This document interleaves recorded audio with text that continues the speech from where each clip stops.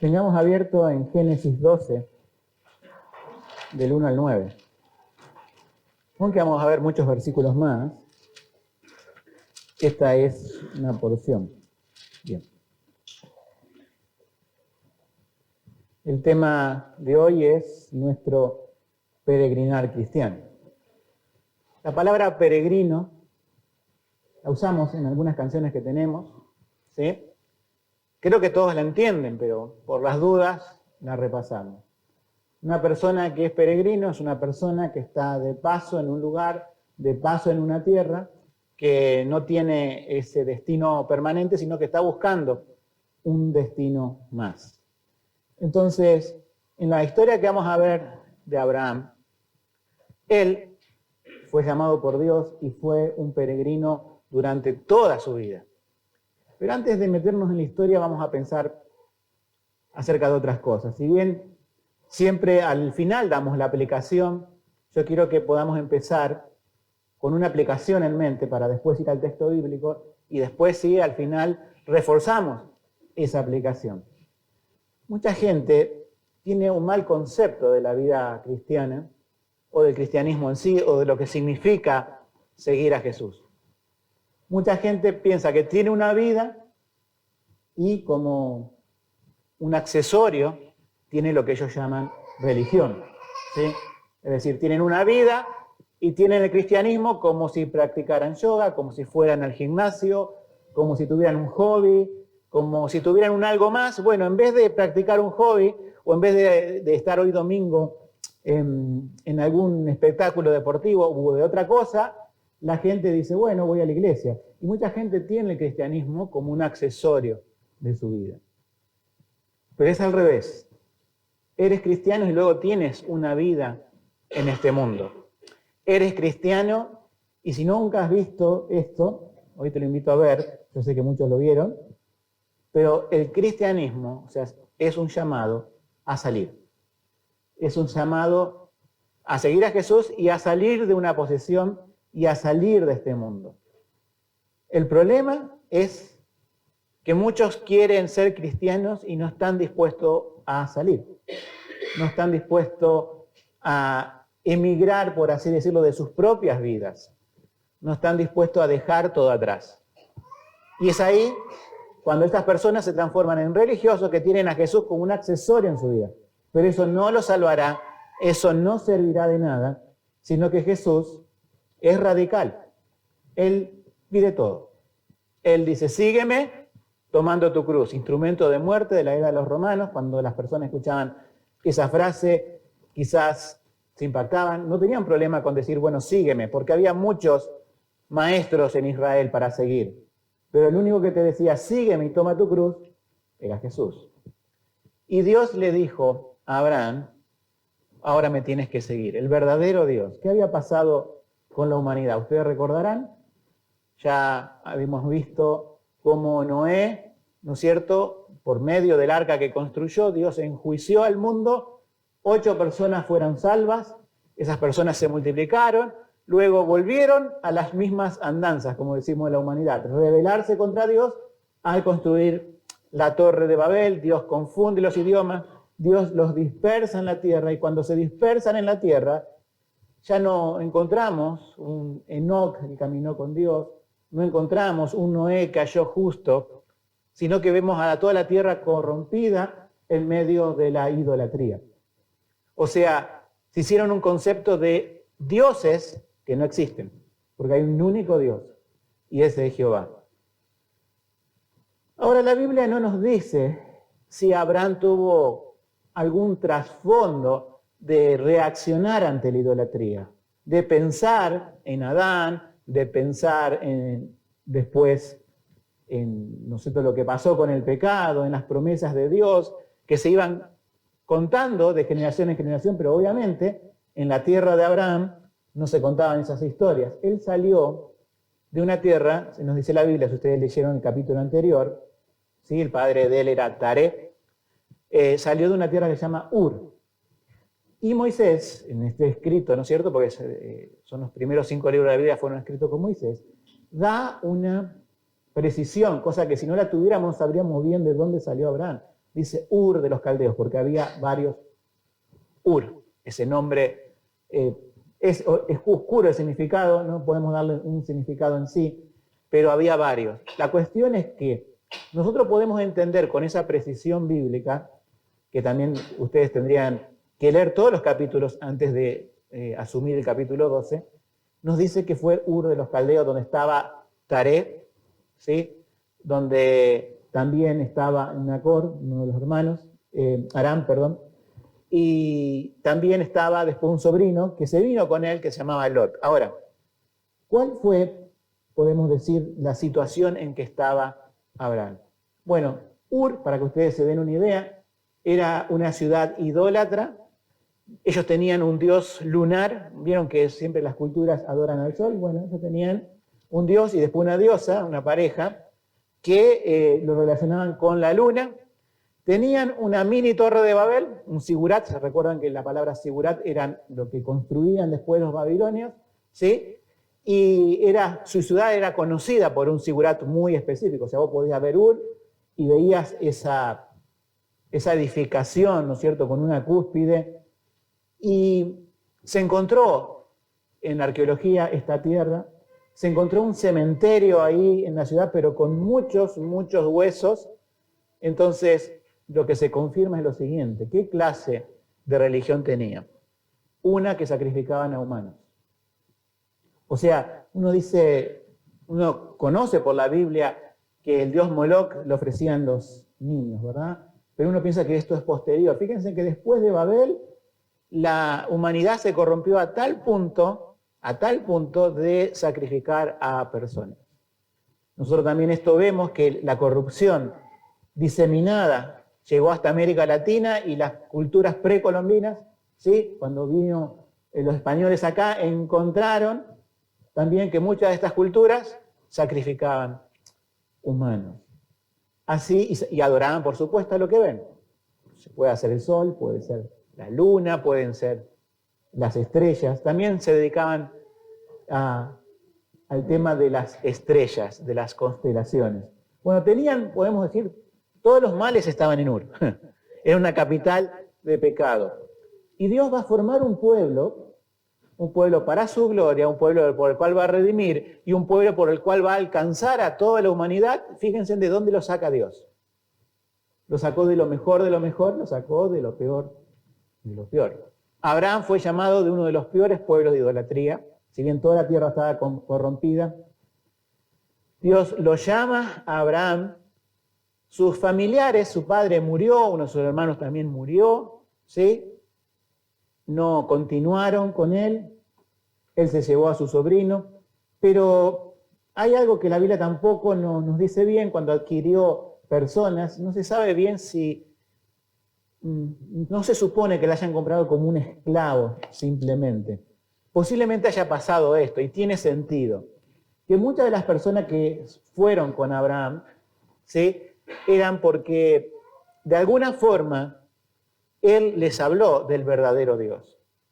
Y no fueron llevados quizás a la fuerza, quizás fueron sirviendo a Abraham, refugiándose en Abraham como una especie de patriarca, voluntariamente. O sea, para que tengamos una idea de cómo se formó este pueblo. Salió de Ur, el padre y hermano murió, ¿sí?, de Abraham. Ya estaba casado, él se casó en un contexto, podemos decir, idolátrico. La Biblia no nos dice si él tuvo intenciones de servir a Dios, pero sí sabemos que Dios lo llamó. Y Dios le dice que salga de allí. Y ahí viene la cuestión principal de esto. ¿Qué hubiese pasado si Dios lo llamaba a Abraham y Abraham decía, no, es mejor quedarse en Ur? Es más fácil, conozco a todos aquí, tengo quizás posesiones, pero acá viene una palabra que la Biblia destaca, y que después vamos a ver, en el libro de Hebreos 11, por fe, Abraham salió. Entonces nosotros encontramos este contexto en la figura de Abraham, un llamado a la fe y a salir. Y nosotros encontramos este contexto en la vida del creyente, un llamado a la fe y un llamado a salir. Abraham, un llamado a abandonar la idolatría, el pecado de ese pueblo. No sé si lo practicaba, pero Al creyente es un llamado a salir del mundo, del pecado, de su idolatría y de todas sus prácticas, ¿sí? Entonces nosotros vamos a ver que tenemos cosas que dejar y tenemos cosas para ganar. Y comparado con la vida de Abraham en esta mañana, sí, el Señor puede hablarnos con su palabra para profundizar más en nuestra vida cristiana. Ya dijimos que ser cristiano no es un accesorio, es un llamamiento a salir, ¿sí? Ahora, fíjense que antes de entrar en lo que dejamos atrás, Abraham no podía explicar a dónde iba. No podía decirle a sus familiares, amigos, diciendo, me voy a tal lugar específico. Él salió, sí, a una tierra prometida, pero sin saber a dónde iba. No pudo dar muchas explicaciones, ¿sí? Nosotros cuando conocemos al Señor, muchas veces damos ese paso de fe, de seguirlo, y no tenemos una explicación al principio muy convincente, muy profunda para darle a nuestros familiares, pero nuestros amigos y familiares pueden decir en un dicho popular, ¿qué bicho le picó? ¿Qué le pasó a tal persona que era así y ahora cambió? Lo primero que te dicen, alguien le lavó el cerebro, alguien le lavó la cabeza, está metido en una secta, se volvió loco, se cree más santo que nosotros, se cree algo, ¿sí? La cuestión es que cuando emprendemos el viaje a la patria celestial, la mayoría no nos entiende. Y a veces no podemos darle al principio explicaciones porque no tenemos los elementos doctrinales, se nos enseña después, pero sí le decimos quizás algo. El que me llamó fue Dios. El que me pidió seguirlo es Jesús a través de su palabra. Entonces ahí tenemos a un Abraham que sale con su esposa, que era estéril. En el capítulo 11 se da ese dato al final. O sea, sin hijos, con un grupo de gente y con su sobrino a un lugar que no sabía dónde quedaba. Pero que al irse tiene que romper con una serie de cosas. Vamos a ver cuáles son esas 3 cosas que tuvo que dejar Abraham y qué similitud tienen esas 3 cosas con nuestra vida cristiana. Nosotros tenemos capítulo 12, versículo 1, pero Jehová había dicho a Abraham, vete de tu tierra y de tu parentela y de la casa de tu padre a la tierra que te mostraré. Fíjense que hay varias cosas allí. Vete de 3 cosas, de tu tierra, de tu parentela, de tu pueblo, sería, y de la casa de tu padre. También un abandono de la familia. Entonces tenemos estas 3 cosas. Vete de tus posesiones, sistema, tierra, Ur de los caldeos, etc. ¿Sí? De tus conocidos, pueden ser amigos, compañeros, etc. Y también vas a tener que dejar a tus parientes directos, tu familia. ¿Sí? Uno dice, ¿por qué están estas 3 cosas? Bueno, estas 3 cosas nosotros las vemos también en el Nuevo Testamento. Todos los que querían seguir a Jesús, todos los que, mejor dicho, Jesús pedía que le seguían, les ponía estas 3 cosas. Si vamos a la primera, vete de tu tierra, nosotros encontramos que seguramente Abraham, viviendo en Ur de los Caldeos, él tenía un estilo de vida. Él estaba acostumbrado a cierto comercio de la ciudad, ciertas costumbres, comidas, formas de hablar, formas de relacionarse. En ningún momento la Biblia nos dice que Abraham estuviera preocupado por eso, no lo sabemos, no podemos agregar nada allí, pero Dios le pide que salga de todo eso. ¿Qué pasaría con Abraham si se quedaba? Bueno, terminaría como cualquier otro idólatra más de Ur. No podían tener hijos, pero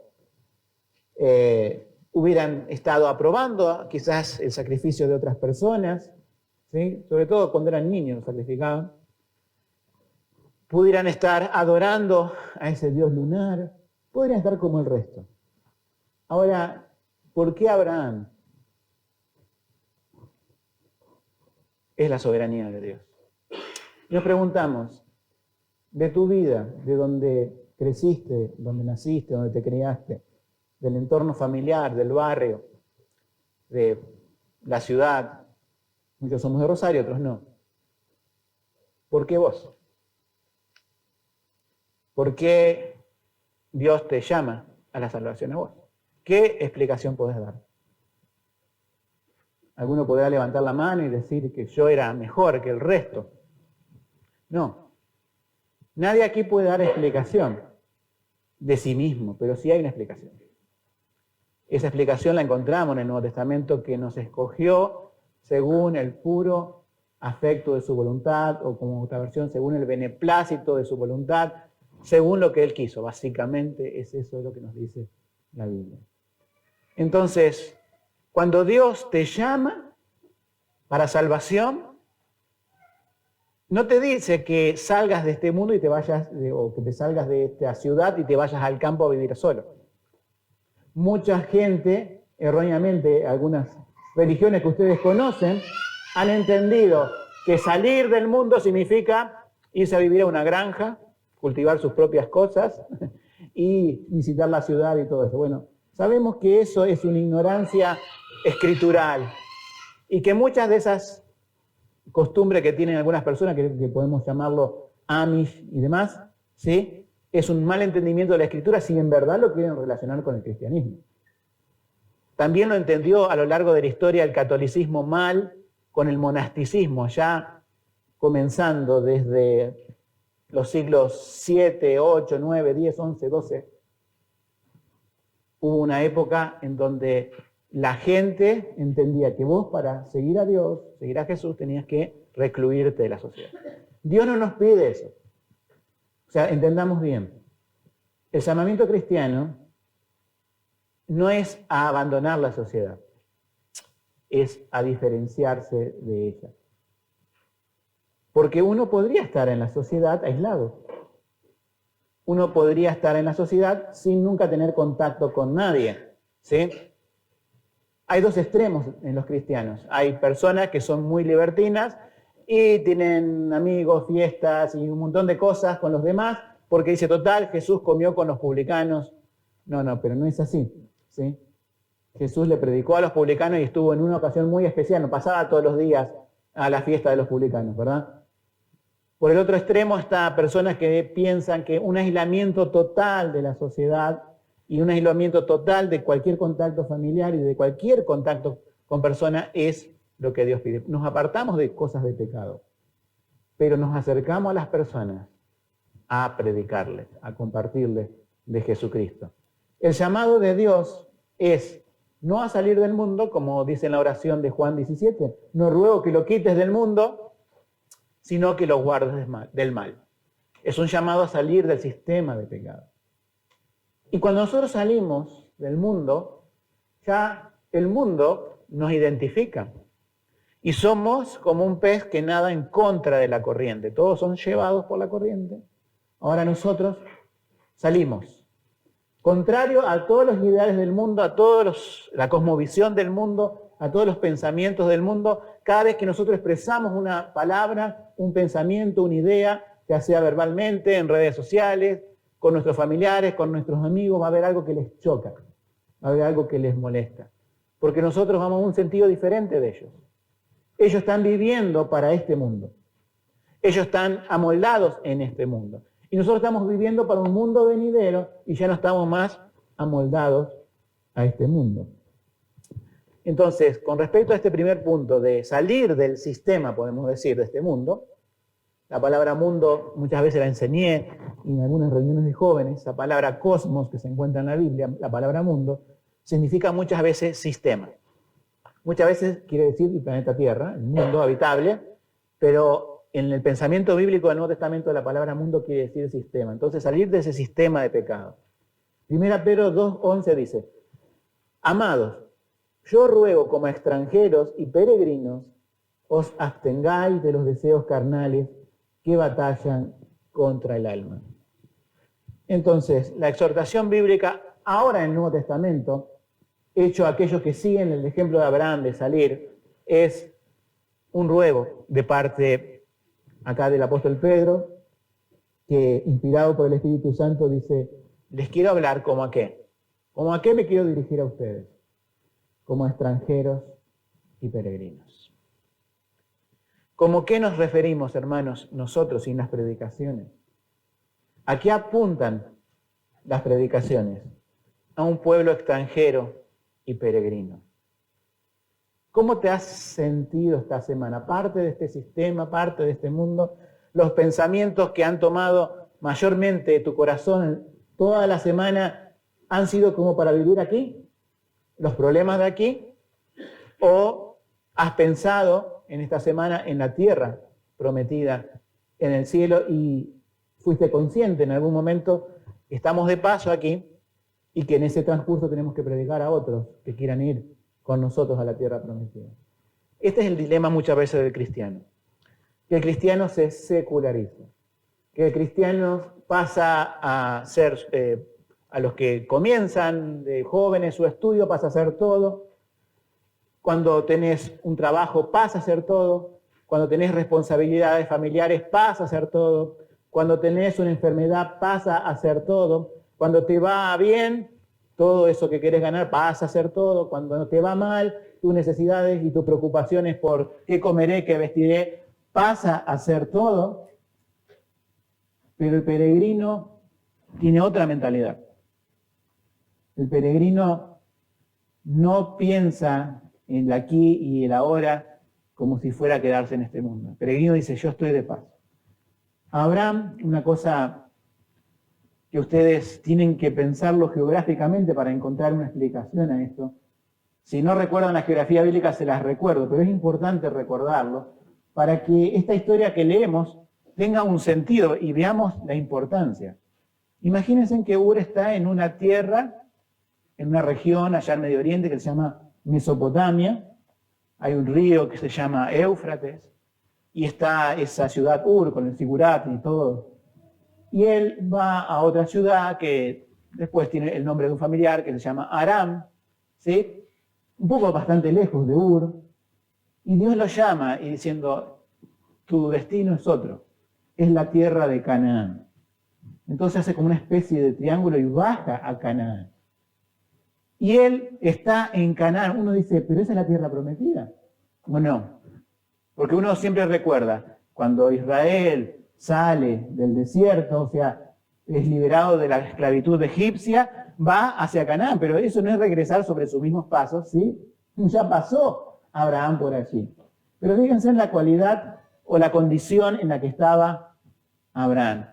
Él se hizo como más de 900 kilómetros para esto, ¿sí? Y con familias y con gente y todo. Fíjense lo lento que puede ser llegar a ser esto, ¿no?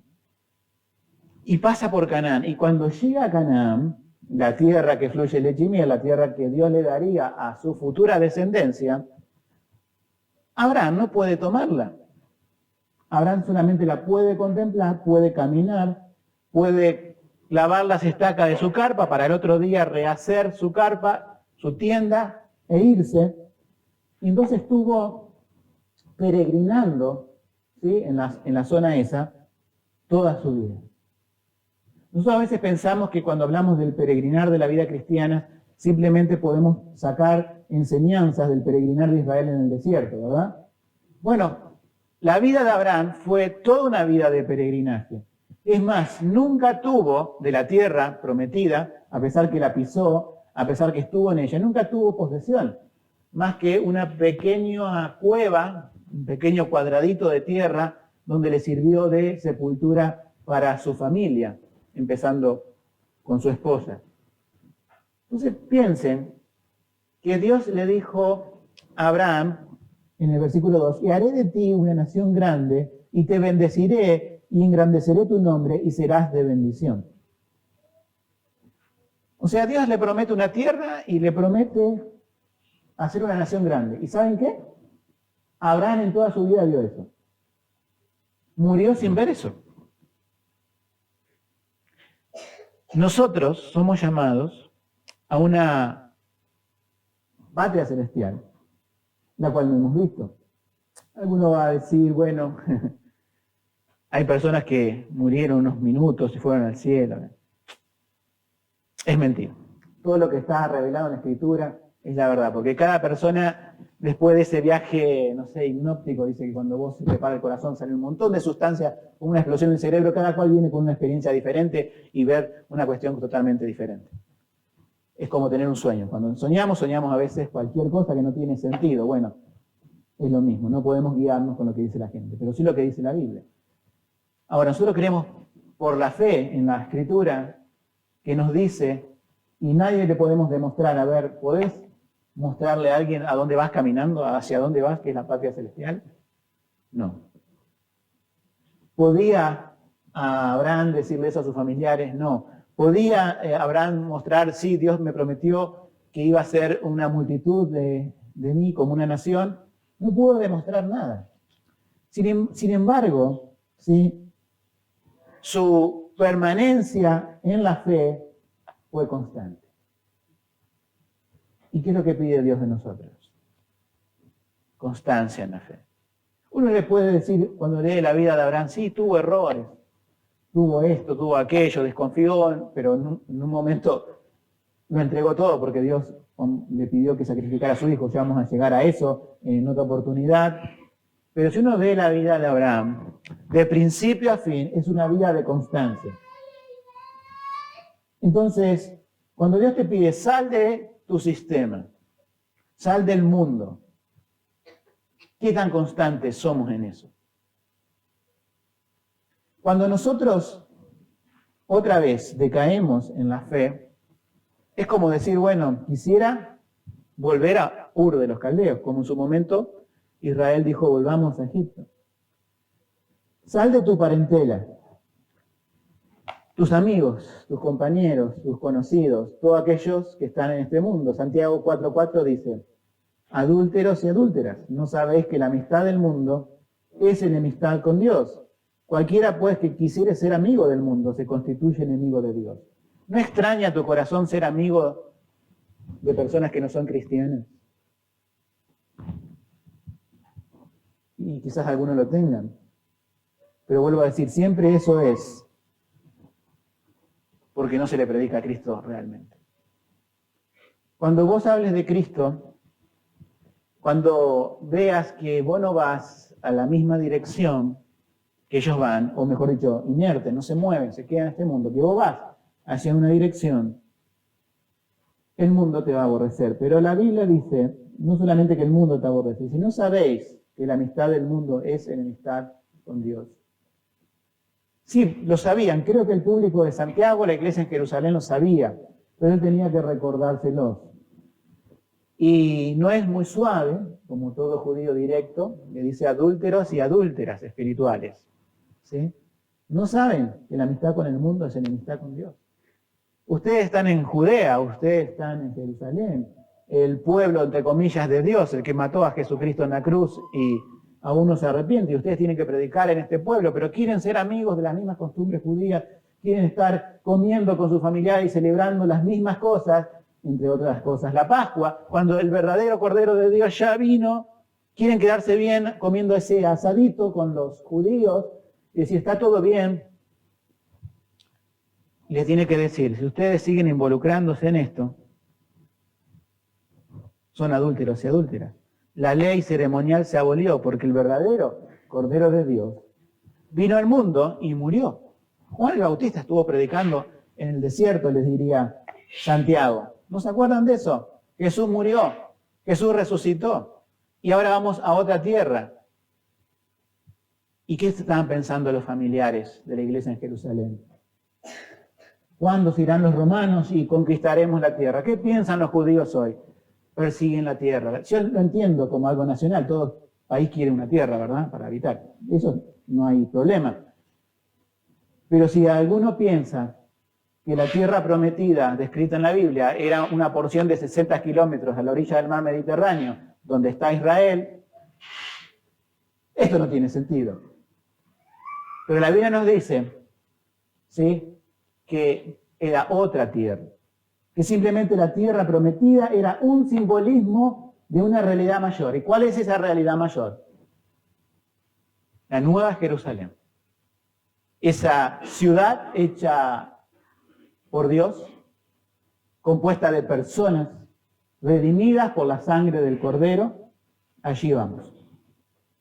Ahora Dios te dice, tienes que salir como Abraham de tus amistades, ¿sí? No en el sentido que les va a dar vuelta la cara, no te vas a comunicar más con ellos, no vas a interactuar más con ellos. No, pero ya no compartir las mismas cosas de ellos. Ya no estás de acuerdo con sus opiniones y tienes que expresarlas. Y no solamente por diferir en opinión, sino por mostrarle la verdad, por mostrarle qué es el camino de salvación en Jesús. Y por tercer punto, la familia. Fíjense, en este orden le dijo Dios a Abraham: el sistema, la ciudad, los amigos, la parentela, la familia de tu padre, la familia, ¿sí? Lucas 18:29, esto está en el Nuevo Testamento y nos dice Jesús, y él les dijo, de cierto os digo, que nadie hay que haya dejado casa o padre, o hermanos, o mujer, o hijos, por el reino de Dios, que no haya de recibir mucho más en este tiempo y en el siglo venidero la vida eterna. Abraham se jugó por seguir a Dios. Y cuando un judío creía realmente en Cristo, el Mesías, salía de su tierra, su parentela. O sea, su tierra, su parentela, decía, anda con tu Mesías. No, nosotros esperamos un Mesías que nos solucione las cosas aquí y ahora, no un Mesías de un reino futuro. Entonces acá tenemos el problema de la familia. ¿Cuántas veces las personas que se dicen cristianas dicen, bueno, estoy dispuesto a dejar las cosas del pecado del mundo, estoy dispuesto a dejar amigos, pero la familia es la familia? Dios no te pide que dejes la familia en el sentido de desampararla, pero ya vas a entender que si la Escritura dice, podés dejar una familia porque no tenés, si esa familia no cree en Cristo, damos un ejemplo, podés tener un esposo que no cree en Cristo y vos sos creyente. Podés tener una esposa que no cree en Cristo y vos sos creyente. Podés tener padres que no creen en Cristo y vos como hijo o hija sos creyente. Podés tener hijos que no sean creyentes y vos como padre o madre sos creyente. Va a haber una división entre esas personas. Y Dios siempre te muestra a través de la Escritura que uno tiene que mirar más allá de la sangre, porque dice, por un lado dejar, pero por otro lado recibe mucho más. ¿Cuándo? En el cielo nos dice en este tiempo. Les explico este versículo. Un judío que seguía a Cristo, supongamos que era un hijo, ¿sí? Sus hermanos le hacían la cruz, sus padres también, estaba solo, absolutamente solo, le quitaban la herencia y se quedaba sin familia. ¿Pero qué encontraba? Una nueva familia. ¿Y cómo estaba compuesta esa nueva familia? Por otros que habían sido echados de sus casas, pero que ahora creían en Cristo. Entonces, uno que era echado de su casa era un hombre, y quizás su mujer, y ahora este hijo que no tenía padre y madre, se acerca a esa familia y dice, ustedes son mis hermanos en Cristo, pero realmente los quiero como un padre o como una madre. Y podría encontrar otro creyente, vos también te echaron de tu casa, sí, ahora somos hermanos en la fe, pero te considero también como si fuera un hermano. Y es así que cuando la iglesia se reunía, era una gran familia de un montón de gente sacada de un montón de lugares por causa de Cristo. ¿Se entiende entonces cómo es esto de recibir familia aquí? Y en el siglo venidero la vida eterna con esa familia. Entonces otra cosa que debemos comprender como creyentes es no ser idólatras de la sangre que corre por nuestras venas. Es ADN, es algo material, es algo que te dan una transfusión y te ponen la sangre de otro. Y decís, ¿sí? Se dan cuenta que la sangre es algo idolátrico en nosotros. Y muchas veces esto impide el avance en la vida cristiana. ¿sí? Porque no visualizamos que la obra de Cristo es mayor y que las venas espirituales son superiores a las venas carnales, porque por las venas espirituales fluye la vida del Espíritu Santo. Entonces, estas tres cosas que seguramente has salido de tu vida, Dios te las vuelve a marcar para que recordemos, el mundo te quiere encerrar y vos querés mimetizarte. Tus amistades te quieren traer de vuelta y vos querés a veces ir. Tu familia tira y a veces te doblegás hacia ellos. Si has emprendido el camino de salir, vas a ver que todas esas cosas, podemos decir, tienen que estar como en un segundo plano para priorizar lo que es verdaderamente Cristo. Y para ponerle un broche a esos tres puntos, la reafirmación de Cristo de dejar todo atrás, en Lucas 9:61 dice, entonces también dijo a otro, ¿no? Dijo otra persona, te seguiré, Señor, que me despida primero de los que están en mi casa. Y acá viene la reafirmación de Jesús, que es una regla de vida para todos los creyentes. Y Jesús le dijo, ninguno que poniendo su mano al arado mira atrás es apto al reino de Dios. ¿Sí? Es como decir, si sale Abraham de Ur de los Caldeos y se va mirando la tierra de atrás continuamente y no avanzo mucho porque me cuesta despedirme de ella. Jesús lo pone en este término y no está hablando de arar, de ganar fruto, de ganar armas, no tiene esa aplicación en el versículo. La aplicación es una aplicación de vida de seguir a Jesús. Ninguno que poniendo su mano en el arado mira atrás. Es decir, Jesús te llama a ser peregrinos, a salir de estos tres sistemas, ¿sí? El mundo, amigos y familia. Y ahora vos estás como empezando a arar un campo, y en aquel momento el arado era algo manual, era algo que tenías que llevar así, y por lo general te ponías como una guía allá adelante, donde vos podías ver de que salga derecho. Nuestra guía es el Señor Jesús. Ahora, ¿cómo saldría, hablando en la práctica, cómo sale nuestra vida actualmente en ese arado? La línea es recta, zigzaguea, se queda en el camino, va para un lado. ¿Cuándo ocurre eso? Cuando miramos atrás. Y ahí están las tres cosas. El mundo de pecado, las amistades y la familia que no conoce al Señor. Cuando vos te enfocás en eso, ¿sí? O eso es tu prioridad por encima del Señor, las cosas que haces salen mal espiritualmente, ¿sí? Estoy hablando de cosas materiales. A lo mejor las cosas materiales te pueden salir bien, pero espiritualmente tu vida no es recta. Espiritualmente estás desviándote. Espiritualmente nadie puede decir que estás haciendo un surco recto, sino que por tantas veces que mirás atrás estás haciendo un dibujo en el campo en vez de una línea recta para sembrar. Esta es la advertencia del Señor. Ninguno que pone la mano en el arado mira atrás es apto en el reino de Dios. Hermanos, estas predicaciones de la palabra Dios nos llama para mejorar nuestra aptitud como cristianos. ¿Sí? Nos recuerda la vida de Abraham como un ejemplo a seguir. Él dejó estas cosas. ¿Pero qué ganó? Dijimos tres cosas que dejó. Uno dice, bueno, ¿qué ganas en el peregrinar de la vida cristiana? Quisiera llevarlos a una porción del Nuevo Testamento. En Hebreos capítulo 11, vamos a leer del versículo 8 al 10, porque es una gran conexión con la historia de Abraham. De hecho, Hebreos 11 conecta con toda la Biblia casi. Pero Hebreos 11 aquí nos da la pauta de el ejemplo, la parábola gigante que significa todo el Antiguo Testamento, y en especial la vida de Abraham y su peregrinaje saliendo de Ur de los Caldeos. Dice, por la fe, Abraham, siendo llamado, obedeció para salir al lugar que había de recibir por heredad. Y fíjense cómo dice el redactor de Hebreos. Y salió sin saber a dónde iba. Por la fe habitó en la tierra prometida como en tierra ajena, habitando en tiendas con Isaac y Jacob, coherederos de la misma promesa.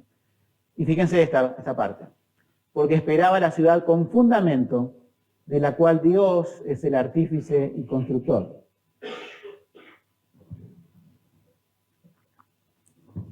entendemos un poco la vida de Abraham, podemos decir en un sentido casi profético.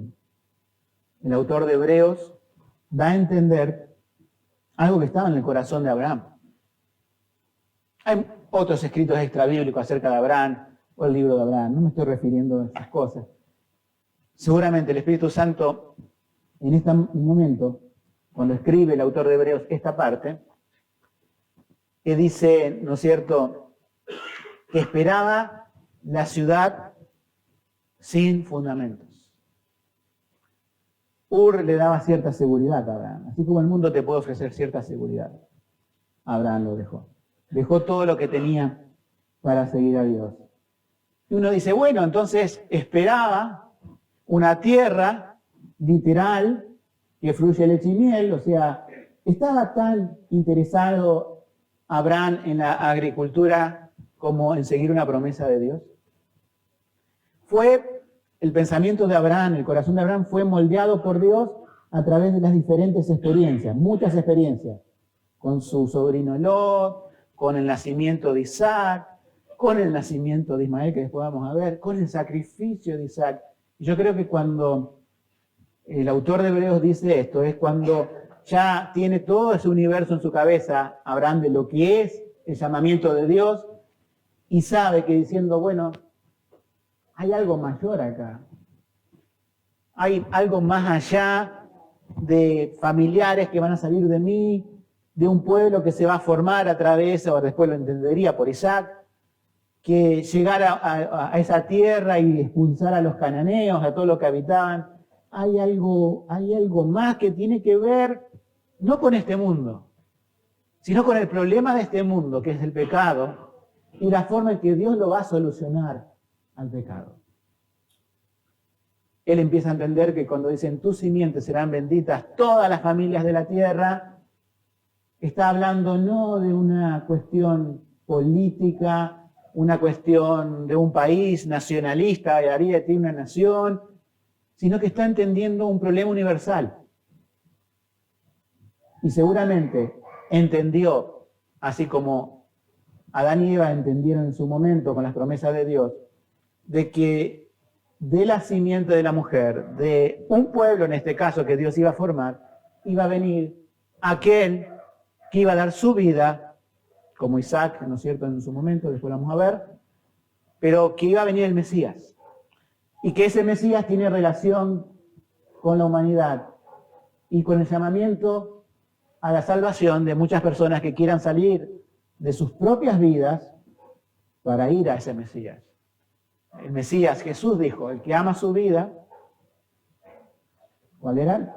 Al final la perderá. El que aborrece su vida por causa de mí la ganará. El que no sale de su sistema y queda sin emigrar, queda sin peregrinar, perderá su vida. El que sale de su vida en pos de mí, dice Jesús, la ganará. ¿Se entiende cuál es la metáfora? ¿Sí? Entonces, aquí Abraham tenía en mente después el entendimiento total de esto. Esperaba una ciudad que no era material, sin fundamentos, con los fundamentos, digamos, de este mundo, sino con unos fundamentos cuyo arquitecto es Dios. ¿Y dónde sería eso? Él ya pensaba en la muerte, y es algo más allá de la muerte. Es el problema para solucionar, es la solución para solucionar el problema de la muerte. Nosotros tenemos que en Santiago 2.3, 2.23, el mismo Santiago que recién hemos leído, ¿sí? Nos dice que Abraham fue llamado amigo de Dios. ¿Sí? O sea que, ¿qué ganamos al salir? Bueno, vamos a trasladarlo. Abraham, cuando salió, ¿sí? En el versículo 2 dice, haré una nación grande, 1, te bendeciré, engrandeceré tu nombre, serás de bendición. Bendeciré a los que te bendijeren, y a los que te maldijeren maldeciré, y serán benditas en ti todas las familias de la tierra. Y se fue Abraham como Jehová le dijo. En un principio, aquí hay una, podemos decir, una aplicación propia del pueblo que iba a formar Abraham.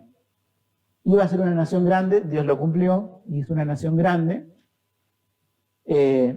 Si ustedes quieren leer después en el 15, Dios ya le advierte a Abraham que van a ser 400 años preso en Egipto, y ahí se multiplica esa nación. Te bendeciré, fue bendecido materialmente por Dios, a pesar de que siempre no lo buscó, ¿sí? Porque cuando tuvo una oportunidad con Lot de escoger la tierra, Abraham escogió la peor parte y sin embargo Dios lo bendijo. Lot se llevó lo mejor de la parte y fue un desastre su vida. Dice, y engrandeceré tu nombre y como resultado serás de bendición. Ahora, sabemos que la vida de Abraham es una vida como una flecha que apunta a una realidad mayor. El judío común malinterpreta esto, nuestro padre Abraham. ¿Recuerda que a Jesús le dijeron? Nuestro padre Abraham. Y Jesús usa una parábola, utilizando que cuando muere una persona, Lázaro, los ricos y Lázaro, ¿recuerdan? El Lázaro fue al seno, estaba con Abraham, ¿sí? Ya Abraham es una figura preponderante en los judíos, pero ellos no se dan cuenta que es una flecha que apunta a la realidad del Mesías. O sea, Abraham no es el fin en sí mismo, es el comienzo. Se dice que Abraham es el padre de la fe, ¿no es cierto? Bíblicamente creemos que es el padre de la fe. ¿Por qué? Porque Dios llamó a Abraham del medio del pecado, como nos llama a nosotros, y él lo siguió. Es el primero del pueblo de Israel que Dios iba a formar, que siguió a Dios. Entonces, nosotros no tenemos exactamente, materialmente, la misma promesa de Abraham, pero sí entendemos hacia dónde apuntaba. Apuntó a Cristo. Y nosotros sabemos que tenemos que seguir las pisadas de Jesucristo. Y tenemos que también recordar que Jesús peregrinó también. Él no salió de la tierra corrompida, sino del mismo cielo, de la santidad para venir a una tierra corrompida. Fue al revés de Abraham, ¿sí? Abraham salió de lo corrompido para seguir a Dios en santidad. Cristo salió de la santidad de los cielos para venir a un mundo corrompido. Aunque Él se mantuvo santo toda su vida, la corrupción estaba al lado de Él. La corrupción de los seres humanos que querían ser sanados, que otros querían acusarlo, los judíos querían condenarlo, los discípulos creían, a veces no creían, bueno, etc. Jesús estuvo peregrinando en este tiempo. Jesús no fue y se instaló en un templo. Él comenzó su ministerio de peregrinaje por 3 años y medio y fue y plantó, podemos decir, su tienda de campaña en la cruz. Ahí llega con su vida para realmente culminar todas las promesas del Antiguo Testamento, para hacer el pago de los pecados de su pueblo, porque su pueblo, que Él escogió desde antes de la fundación del mundo, no tendría vida ni tendría oportunidad de la nueva tierra si Él no moría en la cruz. Jesús fue un peregrino y Jesús murió en la cruz. Ahora Él resucitó. Él está en los cielos luego de ascender. Y nosotros estamos en esta tierra y seguimos a Jesús tomando su cruz. Tenemos beneficios.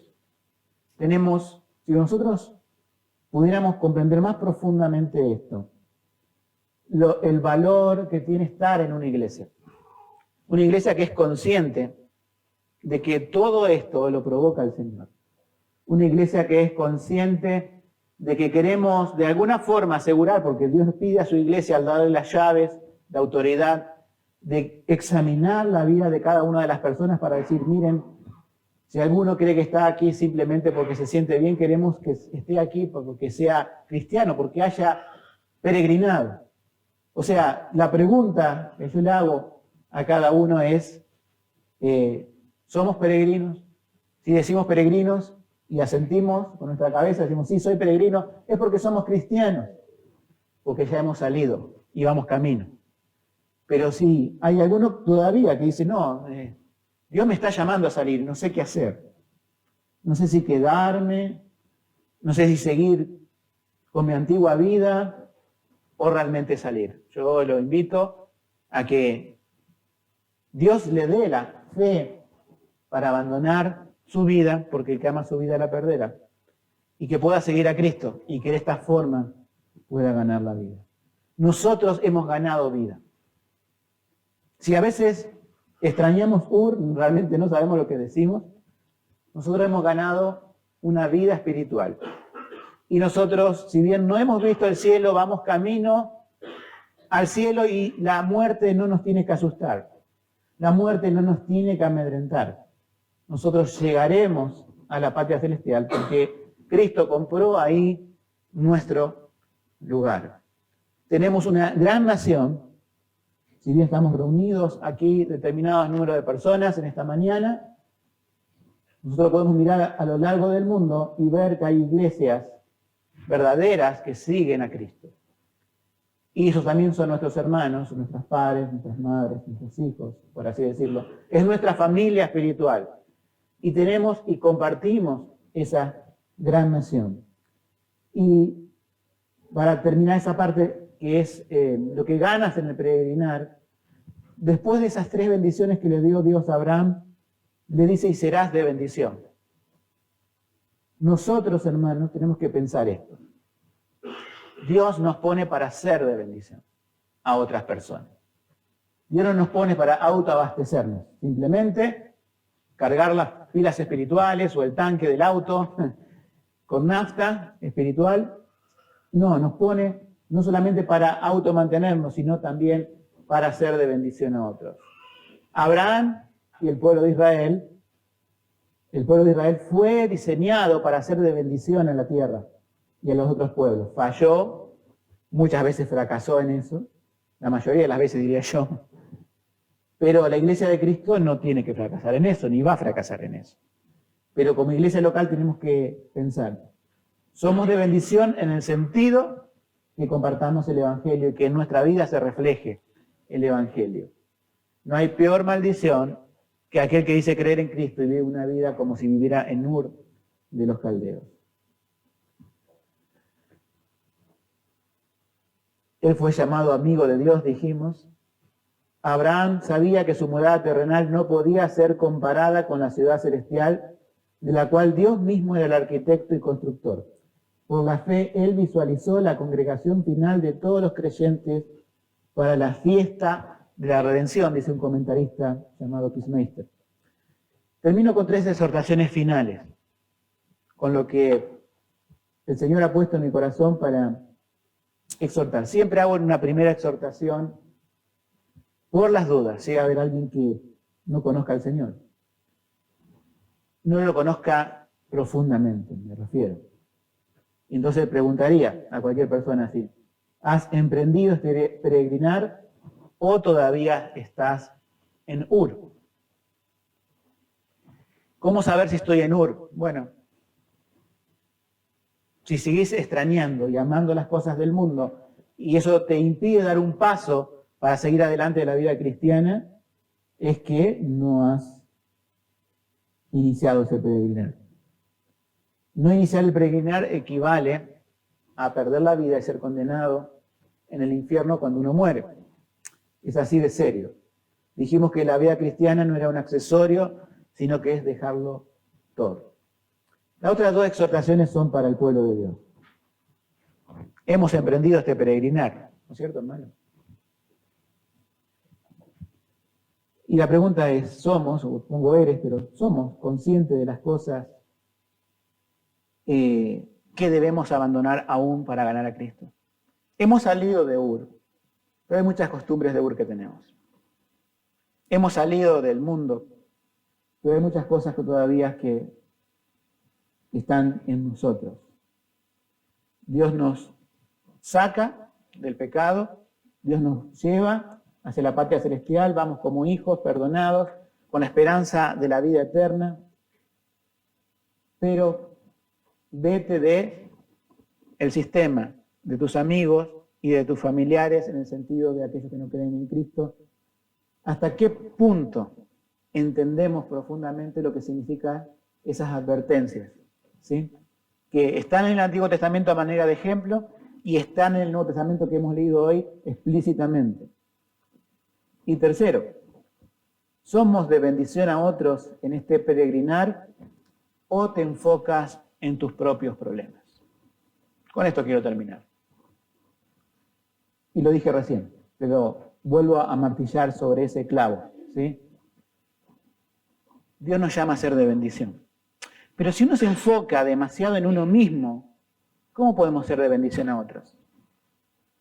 Yo sé que todos ustedes tienen problemas, que todos luchan contra el pecado, que todos tienen alguna debilidad o alguna enfermedad o algún tipo de problema externo, pero que también tienen a veces un problema interno.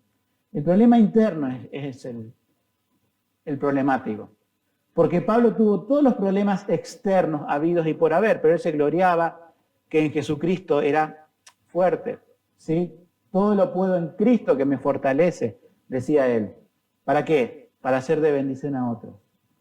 Si nosotros, hermanos, nos dejamos vencer por nuestras propias debilidades, por nuestra vista de poner la vista atrás y no en el arado, si somos tentados a añorar cosas del mundo y mezclado con amistades y un montón de cosas, hermanos, no podemos ser de bendición a otros.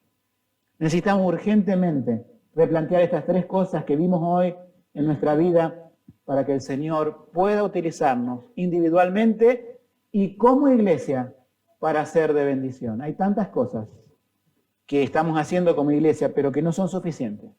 Necesitamos ser de bendición en lo individual. Cada uno de ustedes, al peregrinar esta semana que vamos a comenzar, comenzamos hoy, la semana comienza el domingo, no sé si sabían, no comienza el lunes, la semana comercial comienza el lunes, la semana espiritual comienza el domingo, y que podamos recordarle a este mundo que vamos a otro lugar.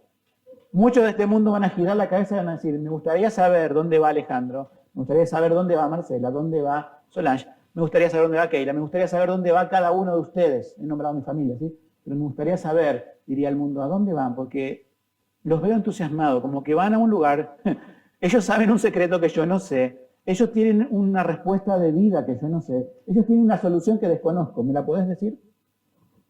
Y ahí le predico el Evangelio. Que Dios nos bendiga en este día.